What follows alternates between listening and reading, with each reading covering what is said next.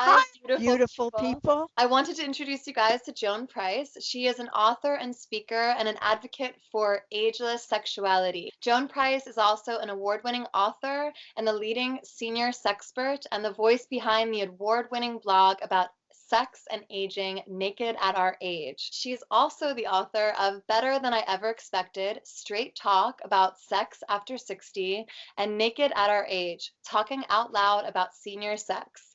Links to all her work can be found at joanprice.com. Hello, Joan. Hi, so glad to be here with you. Yes, this is wonderful. For anyone listening, I understand that this might seem a little bit strange to be presenting a senior sexpert to an audience of like teenagers and young people, but I have so much personal curiosity about aging and growing into my sexuality and acclimating to the changes in my body. And I really wanted to present to you guys someone that can speak to that so we feel less afraid of the future and what it holds. And exactly. And I want to add to that that if we acknowledge that we will be sexual beings lifelong, and we know that things will change, and we get a head start on understanding what will be changing, what we'll need to cope with, that will only enhance our lives and leave us much less prone to being fearful. Yeah, exactly. And I'm a huge advocate of no fear. The Bible tells us to fear not over 90 times. So it's like the more we can demystify the things that make us afraid, I think the better off and healthier we are. Excellent attitude. Yeah. Um, let's see, where is the best place to begin? Maybe just with your personal story a little bit. What made you realize that this was an area that was kind of missing in expertise and research and that sort of thing? I had had 2 totally different careers before I started writing about older age sexuality. Hmm. I was a high school English teacher for 22 years, and Okay. then after a near fatal accident, really literally almost killed me, I became an advocate for fitness Mm. because my fitness habit had saved my life. So that's a long story, which I won't get into now, but that's where I was writing books, giving speeches, teaching classes, working with personal training clients.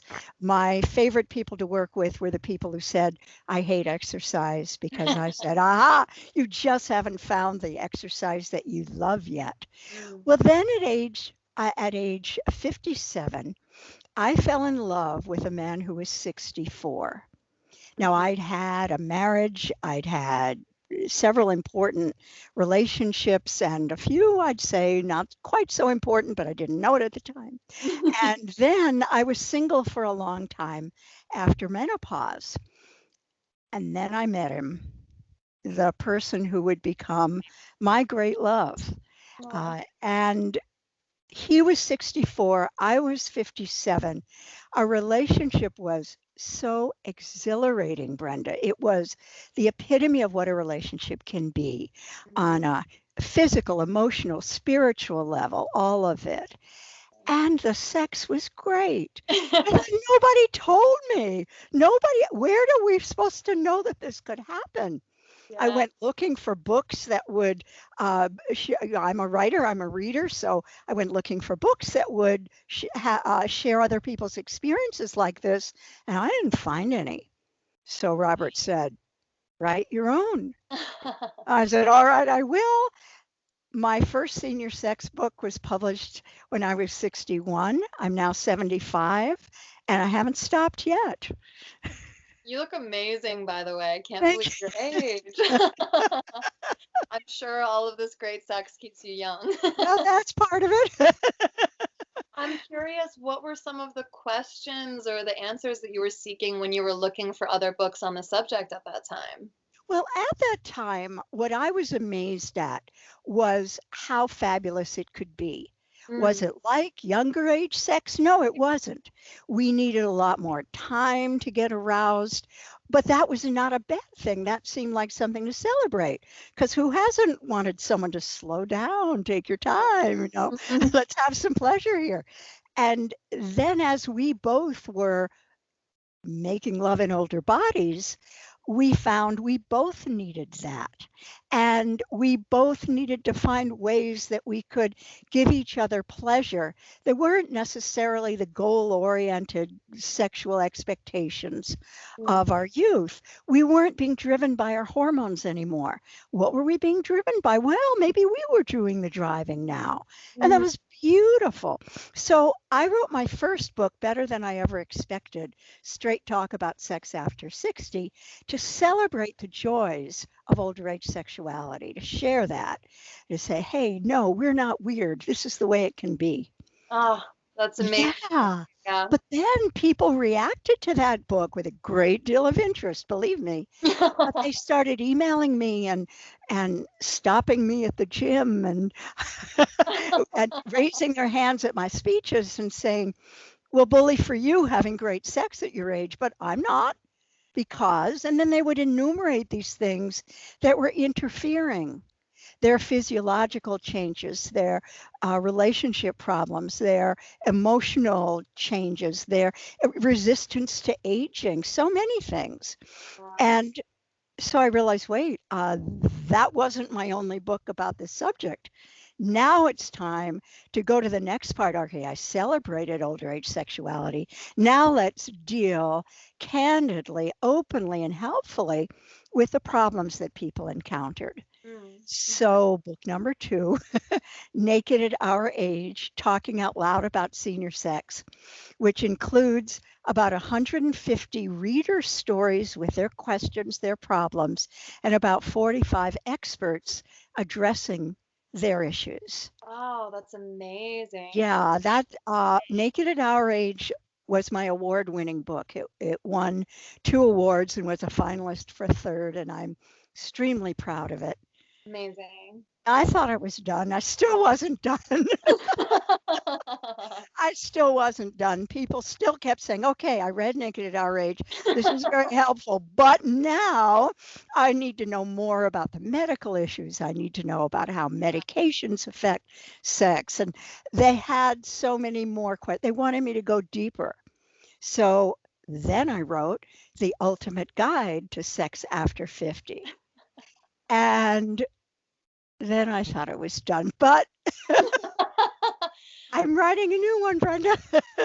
Okay, before you get into the new one, because I love what you're about to say with the new one, but I am also so interested that you say you were no longer led by your hormones, is what you started noticing in the first book of Celebration.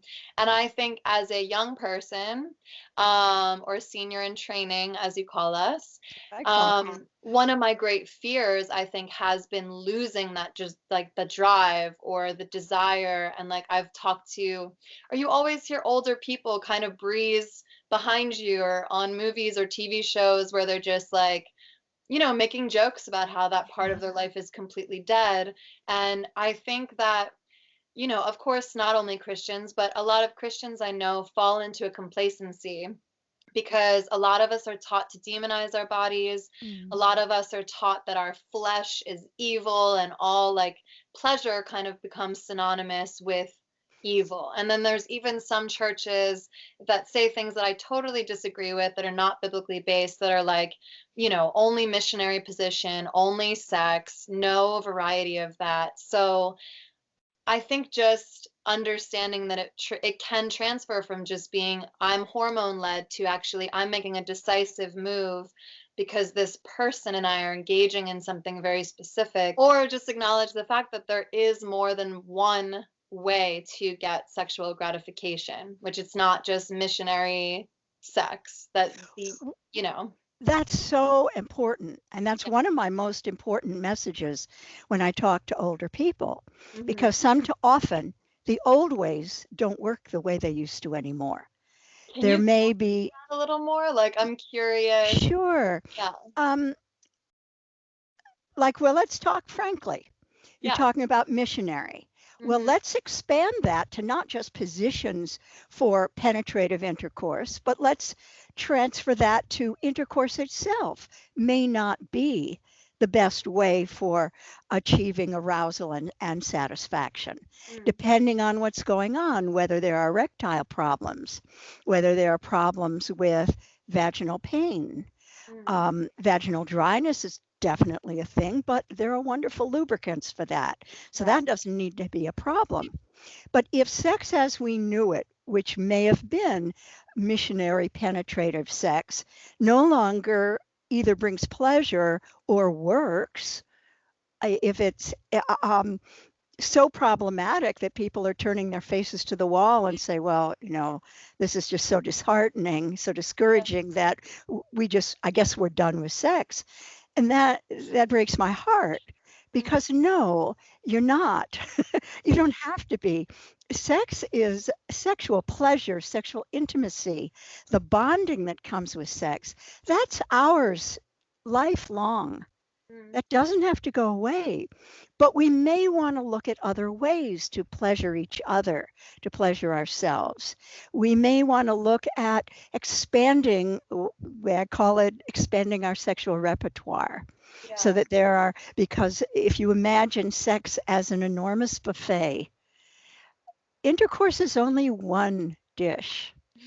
Yeah. And as good as it may be, don't you want to sample some of this and some of that, perhaps, which you might enjoy that flavor more than you thought.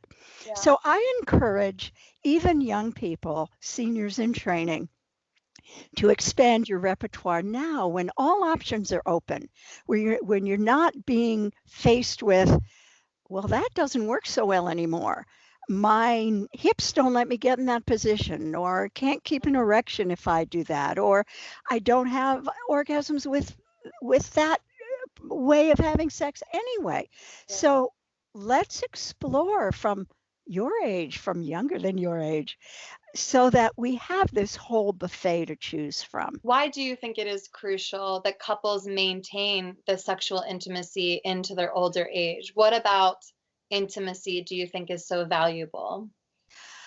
Think about why you wanted to be with that person. I'm not saying it's because you wanted a sexual outlet. That might have been a part of it, but the bonding, the pleasure you can have with each other, the way you want to give pleasure to each other, the way you want to let someone in an intimate way physically and emotionally and relationship wise. And by giving up on sex, well, two things will happen. One is you're shredding some of that. You're shredding a lot of that, perhaps. And so the rest of the intimacy, the emotional intimacy, the communication intimacy can fade away and you can Yeah. become distant. And Yeah. then the other part of it is, and I hear from people all the time in this situation, one person is ready to let go of sex, the other one isn't. Mm, Now, when you said till death do us part, well, you weren't necessarily saying we're going to make love till our dying breath, but you were assuming that this journey you were on together, this intimate journey, would be a part of what you shared, and that one person would not unilaterally just decide we're done with that now. yeah. Because I hear so often and it can be a husband, it can be a wife, doesn't matter their gender, saying, my spouse has decided that he or she is done with sex and I'm not, and I don't know what to do. And I believe in my marriage vows. I took a vow of fidelity. What am I supposed to do now? Mm, So yeah. it can break apart a marriage. Yeah, absolutely. And what sort of steps do you take talking like people through a situation like that where they're not on the same page? We want to find out what's going on first, getting real communication going. And that's such a hard thing for people, especially people in my age. We're not used to just jabbering about every little thing to each other. I know this And generation might be quite a little bit different. but we have Sometimes to we know too learn. much about people. But that oversharing is better than undersharing, I I think. agree. I Because agree. you can always say, okay, that's enough. But you can't, it's hard to say, yeah, but I don't understand yet. Tell me more, please tell me. Yeah. And so often when someone shuts down sexually, they shut down in their communication too. I mean, that's usually it. Usually you don't have a couple where someone will say, well, this is going on for me, and it just makes me so miserable when I feel I can't please you that let's just not do that anymore. They usually aren't going to say that. They're going to say, I just, I don't, I don't know. I mean, look how old we are. Yeah. They don't talk about what's really going on. So Yeah. the first step is really to get it open, and you may need a professional for that. You may need a counselor whose day job it is to help people talk to each other. So you don't have to reinvent the wheel. If this is difficult, get a professional in. Just as if you were having an asthma attack that wasn't controlled by your inhaler, you go to your HMO and say, I need something different. Help me. Listen to my breathing and help me. I, I really see it as very similar. Or if you love dancing and your knee hurt, well, you find the right knee brace. You wouldn't give up dancing, right? No, yeah, you bring up such an excellent point. I feel like a lot of times it seems to me in sexuality, it's the first thing that people are willing to get complacent with, or they're willing to just be like, well, this just sucks. There you go. Where you would never do that with any other function of your body that's in pain. Exactly right. And the way you said it is perfect. We are in pain when that happens. We are in emotional pain, we're in relationship pain, and we may be in physical pain. So it Or means, spiritual pain too. and spiritual pain for Yeah. sure, because that wasn't part of your marriage vow, was it? To say, well, if anything comes up, then we just forget we said this. Yeah. I don't think so. So a big part of it is learning how to communicate or getting someone to help you do that. Hmm. Another is to find out what's going on medically, if it is a medical problem. Erectile dysfunction is not a normal sign of aging. It doesn't come with the territory. It means something is wrong. The blood flow Wait, is it doesn't come with the territory? That's not like no. what? Erections will be less hard and less frequent, won't last as long. That's part of the territory. For the erections to just totally go away with no reason, there is a reason. That's not part of the territory. See, I think that, oh, that's a misconception I had. I thought you just hit a certain age and it's not possible anymore. Not true. Interesting. Mhm. So what you need to do is find out what is going on that is causing the blood flow not to get to the genitals. Mhm. It could be heart disease. It could be diabetes. It could be a neurological condition. And do you know the term canary in a coal mine? Yeah. Mhm. Okay. Do you think most of your listeners do? Because I could explain it if not. Yeah, yeah, just that, yeah, maybe give it a little explanation. Okay. Canary in a coal mine. Back in the olden times when people would go into the coal mines and not know if they were going to die down there, they would sometimes carry a canary in a cage. If the canary died, it meant there wasn't enough air and you were going to die next if you didn't get out. Mhm. So it's a warning sign that something really bad will happen if you don't pay attention. That's what that's called. That's really good. Yeah, and I So, would hate for people to be complacent about that erectile dysfunction, even yes, at younger ages, because, not realizing that it could be cueing you into some other that's issues. right. It could Yeah. be the canary saying you have early heart disease. You have to deal with that. You have diabetes, no signs other than, oh, the blood flow is not going to your genitals. And it isn't only for men, it's also if women who were arousable suddenly find I don't get aroused. Not, things that used to work don't work. Nothing's happening. It just isn't there. There's no physiological response to what you're doing that I used to love. Could be the same thing. It could be one of these medical conditions. And would you say that comes with the territory of aging too? Because that's another belief that I've kind of held that your desire just fully goes away. Well, desire and physiological function are different. Okay. So for the physiological function to be unattainable, that's a medical problem. Mm. For the desire to wane, Now, that can happen for a lot of reasons. One is the hormone depletion. You're not being driven by your testosterone and your estrogen, and women have testosterone too. It's a big part of their sex drive. Hmm. That's going to decrease, and you're not driven by that anymore. So, in addition to the lack of hormones, we also can get into a stagnation of our relationship, especially if we're doing the same thing all the time. It's always Saturday night and we have sex in this one way, and then we go Sunday through Friday and nothing, Sounds or we, awful. we just have this one way of doing. We're in a rut. We're in a rut and we need some variety. It can also be a sign that there are some relationship problems. There are other things. I often say that sex isn't only about sex, Yeah. and everything else is also about sex. Very often, we will stop responding to a partner, not because of anything sexual or physiological, but because we're mad or we're disappointed. Yeah. There's Mhm. something else going on that we're not talking about because that's too hard. Yeah. Well, it's harder to let things fester than to talk about it.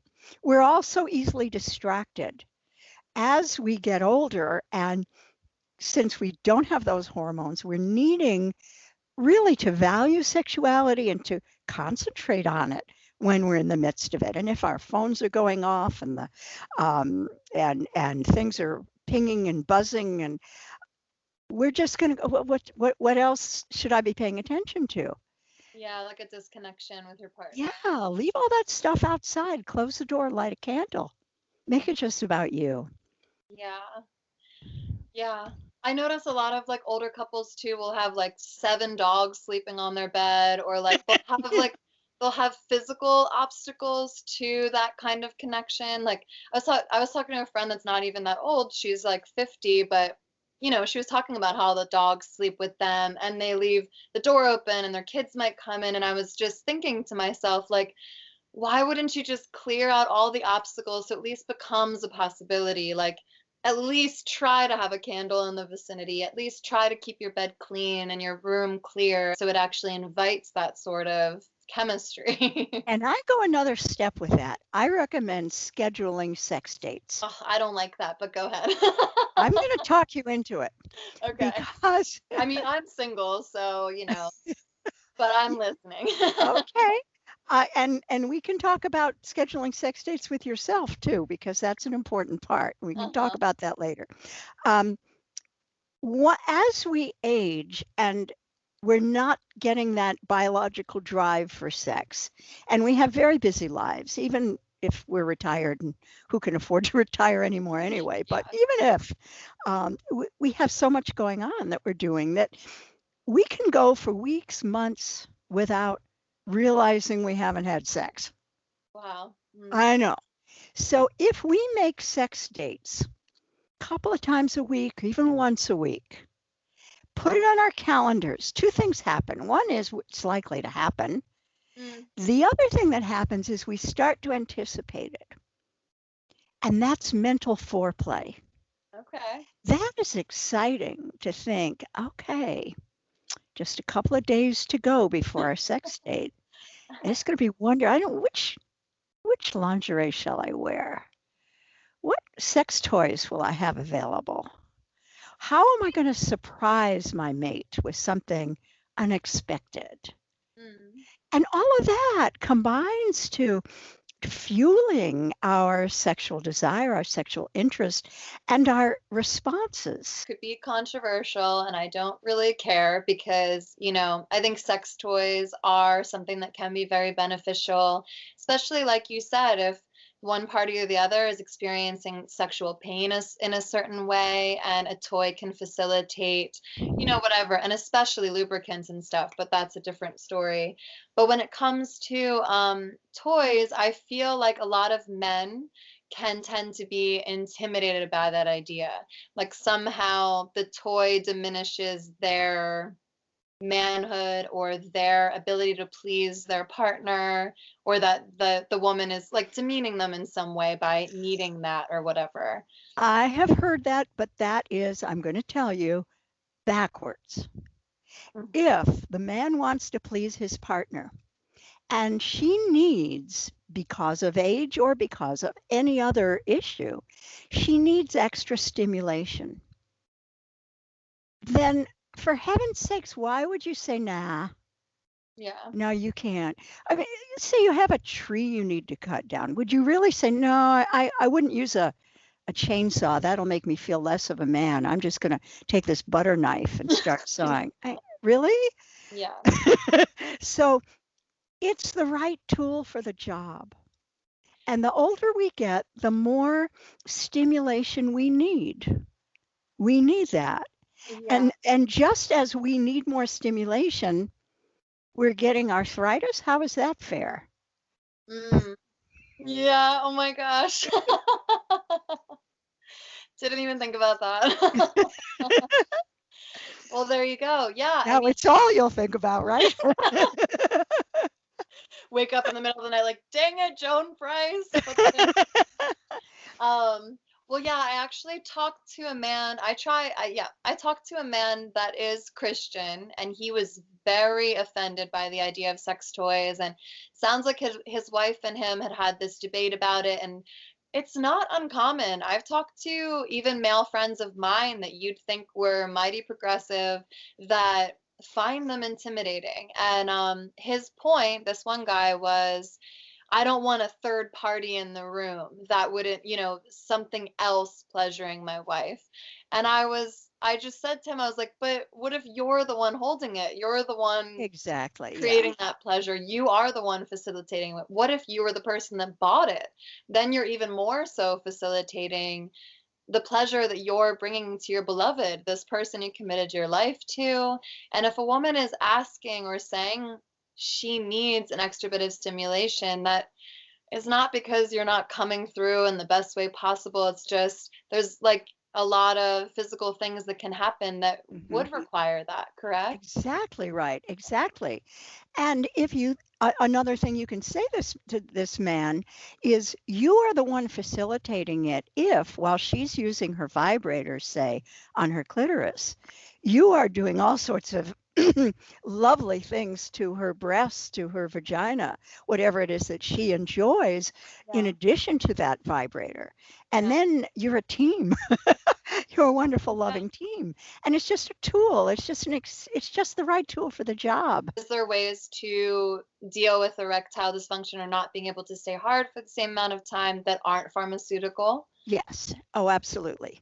And on my blog, nakedatourage.com, I review sex toys from a senior perspective. Oh, cool. I've reviewed probably 130 of them. I know, tough job, but someone's got to do it, right?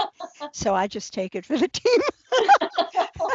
And I have a male reviewer who's marvelous, who reviews sex toys for men. And I think it would be very revealing to just start going through some of those blog posts Okay. and see. Yeah. Yeah. Yeah, because I really do hate when people feel that pharmaceuticals are their only solution to problems like this. I want to give you a statistic that will be so important for your viewers and your listeners.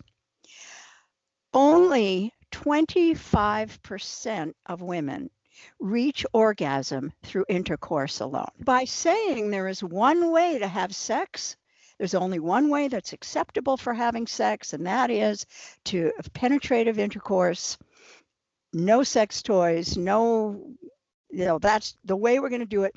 Then what you're doing is relegating 75% of women to no orgasms at all. Well, yeah, and that's a tragedy. Yeah. And I keep telling my audience as well, there is so much stigma about female pleasure, and there's Yeah. so much question of whether or not women deserve pleasure in the Christian community. But the clitoris serves no other purpose than pleasure. That's right. The Lord made us. Yeah. What does that imply? Exactly, Yeah, exactly. Why would we even have that bundle of nerve endings if not for pleasure? yeah, yeah. Another thing I wanted to address is the topic of your new book, because when we talk about aging, I would say this is definitely one of my greatest fears, which would be losing a partner, finally finding the man of my dreams and losing him. Yes, So this is the topic of the book you're working on now, it right? is. My newest book, which I'm working on now, which will be out in August 2019, is Sex After Grief: Navigating Your Sexuality After Loss of Your Beloved. Mm. It is a book near and dear to my heart because my great love, Robert, died. And I know I come in contact with so many people who lose their spouses and then they have so many questions about how do I get sexual again? Should I even get sexual again? It, till death do us part. Does that mean till both of us die or Yeah. till one of us dies? Wow. And how do I make this work emotionally as well as physically? How do I know when it's time? How do I communicate with a new partner about the fact that I might just burst out crying? Mm. And that doesn't mean we're doing the wrong thing. It just means, I'm in grief. Yeah. And how do we date at this point? So all of these issues that are so important and so absent from grief books. I must have read 20, 30 grief books in preparation for even thinking about writing this book. I thought, well, there must already be a book like this. Why do I need to write it? There is not. Wow. That's so crazy. I know. At most, there'll be a sentence or two, maybe if we're really lucky, there'll be a page and a half in a grief book about sex. But it's all it does really is say, yeah, you'll feel sexual on your own timeline. Well, okay, that's a start. Yeah. That I'd like to know more than that. Thank you very much. Yeah. Well, I was telling you that I think an issue that Christians come to face, and this could be someone younger as well, the person that you married, that you saved your virginity for, ends up leaving you for someone Hmm. else. Everything between getting dumped to death. And Yeah. that can happen at any age, which is so terrifying because I think as Christians, we're taught, first of all, that in sadness, you just have to pray away sadness. And if you're a good enough Christian and if you trust God with your life, that the sadness will kind of just go away or dissipate or something. And I think the other misconception is that we are all headed towards a happily ever after. You're supposed to supposedly save yourself from marriage and then be with this one person for the rest of your life. And meanwhile, you and I both know that life is far more complicated than Far that. more And complicated. there are so many variables to whether or not Yes. your life actually works out that way. So I would love for you to address like how you even begin that journey, whether you are the 25-year-old girl that was saving herself and her husband just left overnight and disappeared, or you made it all the way till 70 and your partner's dead and you're like, what am I doing now? Am I betraying them in the aftermath by moving on with my life? Am I a good person for being this sad all the time? How long am I supposed to be this sad, you know? I think that trying to white knuckle through it with prayer, um, with prayer or without prayer, but just trying to say, okay, I just at a certain point I'll be done with this, and then then it'll be all right again, and that doesn't happen. Mm, If we were bonded to someone, it can take a long time. And there's no set time where you're done with grief, and there's no wrong way to do grief. There are some people who say the only way that I'm going to feel like my full self again is if I get out there, if I start over again. And if I instead say, no, I mustn't because I was supposed to just give myself to one person and that's lifelong. yeah. Well, it seems to me, and I'm no authority on religion, I'm certainly no authority on God, but I would think that much like having a clitoris that has no other purpose other than to give pleasure. If in our heart, in our spiritual self, in our physiological self, in our emotional self, we feel we can be the best person we can be if we get counseling, if we interact with other grievers, if we experience this journey fully, and when we're ready. And it may be, I think I'm ready. No, I'm not. I think I'm ready. No, I'm not. Now I'm ready. Maybe I wasn't. Now I'll be ready. It can be a lot of that kind of thing. Mm. But if we value ourselves and what we have to give as a good, a loving person, that there can't be anything wrong with that, it seems to me. Yeah. You know, Yeah. I mean, yeah, most people desire a life that's shared in partnership. mm, And, even the Bible says a cord of three strands can't be broken when you're like aligned with one other person, that you can be even more spiritual as a team. I definitely don't see any moral quandary with it personally, but I can only imagine the guilt someone might feel. Like, did you feel guilty when you did start moving forward or on with someone else? no, it wasn't guilt. Um, I felt uh, I'm I took a really long time to be ready to get involved with someone else again. I did finally. And I have a really wonderful relationship right now Hmm. with a person who is not Robert, not the man who died, but he's his own person. And we're both widowed, which helps a lot. Uh, That really helps a lot because we understand we can talk about our deceased spouses. We mm, can bring that up. We can share. We can be there for each other in special days. When someone died, a birthday, you know, we need to be able to share that. Um, but along the way, I tried lots of different kinds of dating. I don't know how much you want to know about that. My life is many open books, but yeah. you be the You're judge. called a wrinkled sex kitten. Yeah. And I had a friend with benefits for a while, which is how I was able to then bring back my own sexuality and to feel okay about it. In like a safe space, A I safe space. imagine. He was a friend first and a lover second. And that was just what I needed at that time. Mm. Um, and I never felt guilty about it. I felt sometimes I felt very lucky that I could find someone who would understand who I was at that moment and what I needed and not want me to do more than that. Mm. You know, not say, well, when you're over this, we'll be together for it. No, it was never that. It was never that. So it was really wonderful. And then when it came to a close of its own accord, then I went on and started dating other ways after that. So I think it takes being confident that you know yourself.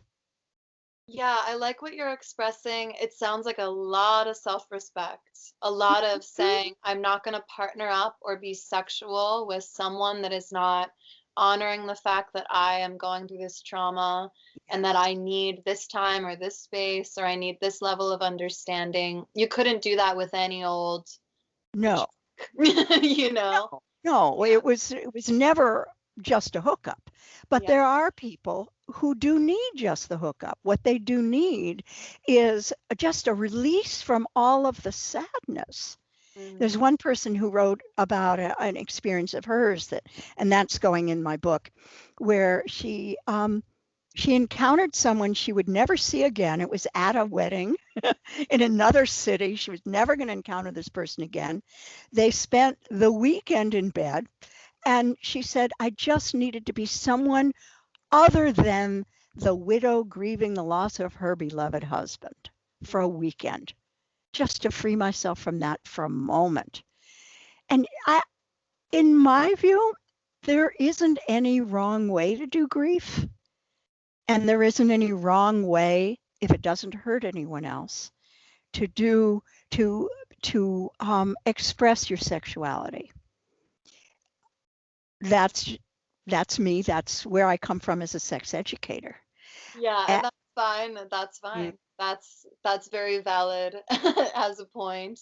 uh, And I'm not, I mean, my favorite thing to say is, you know, you don't know everything. I'm not going to be in someone's shoes that is in that kind of grieving space and judge any sort of action that they take.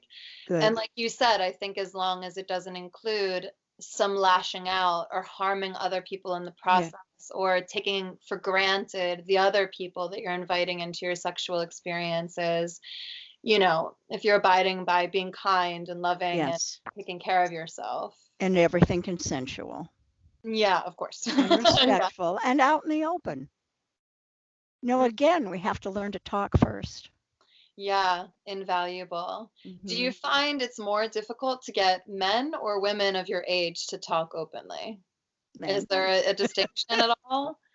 well, women are taught to talk more. Yeah, Just our culture encourages women to talk to each other, to express themselves, to but if maybe there's not an about sex, right?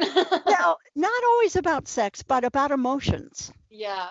Hmm. That's easier for women in most cases. Now, I'm not going to generalize and say that's always true. Yeah. But as our culture raised us, that's more true that women can express themselves emotionally. Now, for my age group, it's still very hard to talk about sex. Well, not for me, as you can tell, but for for most, it is because we're not taught to do that. We're taught to be ashamed. Yeah. I mean, it's funny because I would say my Christian community and your senior community have that in common. Yes, Shame runs very deep through our sexuality and sensuality and pleasure and all of that. yes. Yeah. So, I guess I would say, or I would love you to just express what you think is the best path for a young person. If there's any 16-year-old that's made it to the end of this conversation, or, someone in their 20s, 30s, how can you like mentally, sexually, spiritually prepare for the fact that, we're all going to get old one day, God willing. Educate yourself. Educate yourself about what the changes might be. Educate yourself about sexuality in general and aging in sexuality. Read something like Naked at Our Age or Yes. The Ultimate Guide to Sex After 50 and read it with an open mind, not, ew, old people having sex. That's disgusting. No, it says, hey, that's where I'm going to end up if I'm lucky. If I'm lucky, I will get old. Well, yes, let's talk about that for a second too, because I think, especially now with the Kardashian trends and everything of all these girls that are young getting Yeah. plastic surgery, and like you mentioned a little bit earlier, that there can be a barrier between like just watching your body change in this way and not being comfortable with your sexuality because of Yeah. the way your body looks or Hmm. the way your body is performing. How do you wrap your head around that as it's happening? Or I'm asked that frequently. Mhm. And what I suggest is that you really look at where the notion came from that only young, hard bodies are sexual Mm. and that older bodies are can't be desired or uh, I mean that you don't even go, la la la la, don't talk to me about sex and age. Where did that come from? Is it from the media, which portrays, as you said in our opening, older people as pathetic, as ludicrous if they're sexual? You laugh at them. Oh, these old geezers. Who'd want him, right? Yes. And Hmm. and the women are generally just not sexual at all. They're just taking care of their puppies and their grandbabies Yes. and making recommendations of what product to buy. Yeah. That's not realistic. Or were we taught? Were we taught you gotta be look like that in order to be desired? Yeah. Maybe we were even this goes back to when we were teenagers. We all had to, looking around, what do we have to look like? What do we have to wear? What perfume do we have to wear? What shoes do we have to buy? Um, we can just look at that and go, wait a minute, does that serve us anymore? Yeah. Does that serve us anymore? If Mhm. it doesn't, let's unlearn it. We've Yeah. unlearned a lot of things. As we get old, we get rid of notions all the time. Yeah. I Let's get like rid of that. this one. Our Hmm. bodies are capable of great sexual pleasure, of receiving it, of giving it lifelong. There's no expiration date to our sexuality. That's So great. why should a wrinkle or a little sagginess, a couple of extra pounds or 50 extra pounds, why should that make a difference? Yeah. I love Let's that. rejoice that we're capable of this kind of pleasure and that we're capable of giving it. We're capable of that kind of intimacy. Yeah. And the intimacy, like you said, it's not just a physical act, of course. There's so much intimacy to be had and Yeah. maintained between you and the one that you love. Mm. Yeah. I also think I've been telling friends too to not aspire to look like or be like someone that is unattainable. Like if you are 16 and you've been looking up to a 20-year-old actress that you think is beautiful and you want to age into that, great, but then you got to retire her out as you move into your 30s and then have a new aspiration. Like I actually find French women can be so sensual and beautiful, and they really limit the makeup they wear and the plastic surgery they have, and they Yeah. just dress elegantly for their age. And so I collect images of women that are like these older French women in their 60s and 70s and think and say to myself, like, I want to be like her. Maybe I won't be like like a sex object to 20-year-old men anymore, but I would love to be sensual my whole life. And I Yes. would love to walk in a room, present myself sensually, and express myself in that way. So it's about, too, like looking up to people that are actually doing that in a way that you admire. I think a lot of that is that they know that they are sensual and sexual and desirable. They Yeah. haven't had that beaten out of them like we have. Yeah, yeah, that is a culture definitely that embraces the older woman much Yeah. more than Americans do. Yeah. Yeah. Yeah, I love that. Any closing thoughts you might have? Well, I want to just appreciate you for being willing to have me and my topic on your Of show. course. And I hope that the result of that is that maybe people who came into it thinking, I'm not sure I want to listen to this, will get to the end of the show and go, I'm glad I listened to that. Yeah. Yeah, I think the only reason people might not listen is out of that fear. Like, Yeah. oh, I don't even want to look at what that might be, but you do take the fear out of it. You're beautiful and sexy and sensual and educated and sharp, and you have a relationship that you're proud to be in where you're self-respecting and you've overcome grief. Like these are all beautiful aspiration qualities for a woman your age to have. So, Thank you. I really appreciate hearing that. of course, I really think that us younger, what did you say, seniors in training, Seniors in training. really need to shift the people that we admire. Stop admiring people that are striving for things that are shallow and silly and start Yeah. admiring women like yourself that realized there was a gap in the books and education that people had on senior sex, and you were brave and filled in those gaps and brave enough to fall in love at the age that you did and just jump in. I think that's all beautiful for us younger people to see. Oh, thank you. Yeah. Well, that's it. Thank you guys for listening. I hope you enjoyed this podcast and this interview. And please go visit www.joanprice.com, and she'll have all the links and resources and her blog, and you can buy her books. And that's it. We love you guys, and God bless.